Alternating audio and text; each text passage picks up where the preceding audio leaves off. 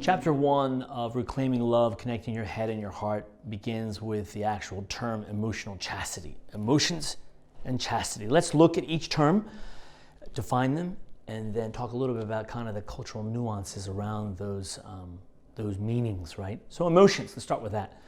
Emotions are the psychic movements within the human person, right, which produce motion and energy to help us in life. They enrich our human experience. Now, how does the culture look at emotions? Well, on the one hand, you have kind of this tendency to think of our emotions as in those intuitive powers like Star Wars, right? That you, without any question, cling to or believe in. And that can be, of course, to the detriment of our human experience. We also have the tendency to see them as something, as an expression of immaturity or unbridled, like men. Stop being so emotional, right? Be a man.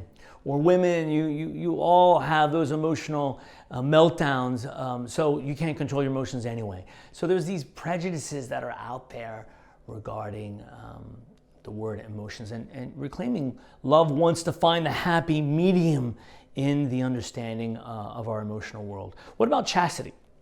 Chastity is that good habit. Let's define it as a good habit that helps us put the other person first before ourselves, right? It tries to keep our selfish tendencies in check.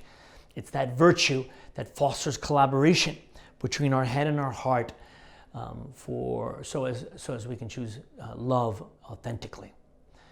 So those emotions and chastity. We then move into this term. Where does this term come from, emotional chastity? It comes from or is inspired by the writings of John Paul II. That term never actually is found in any of his writings. It came from or was coined by those men and women who began to unpack his rich teaching and try to make it more plastic, more accessible to the public. And they coined it emotional chastity, this attempt to live that love in an authentic way by integrating our emotional world. We then move into something called self-possession, which for John Paul II is a fundamental building block for living that authentic gift of self-possession. I defined it in the book as self-awareness, self-acceptance, self-development. This need that I have to understand myself and then in light of that, know how to give myself to another person, right? Self-possession. We then go into the feelings revolution, right? Looking at the world and this kind of this excessive tendency that we have and to be consumed by our emotional worlds. It's everywhere, right? Where did that come from? What's the history of that?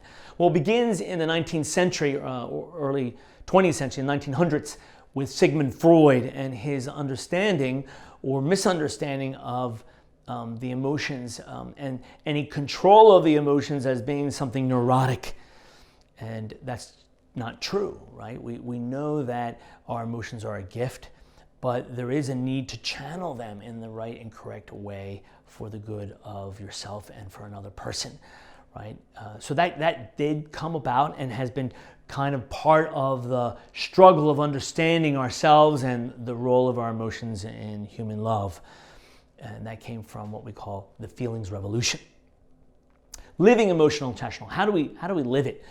Well, we very briefly go into that in this first chapter and talk about the building blocks of emotional chastity and how this book will help us kind of hold our hand as we take these steps and understand, discuss, exchange our own experiences and learn from one another as we walk together in understanding how we need to love in this integrated way. Finally, as part of the study guide, I really want to just encourage you to hone in a little bit or focus a little bit more on that term self-possession, because I think it is fundamental to understanding yourself and how you embark on this journey of love, this mission of love that's so important. Our video guides are, again, meant to be teasers and are meant to help you begin the discussion, but they're not meant to replace the book itself. So I hope it's a healthy and stimulating discussion. Thank you.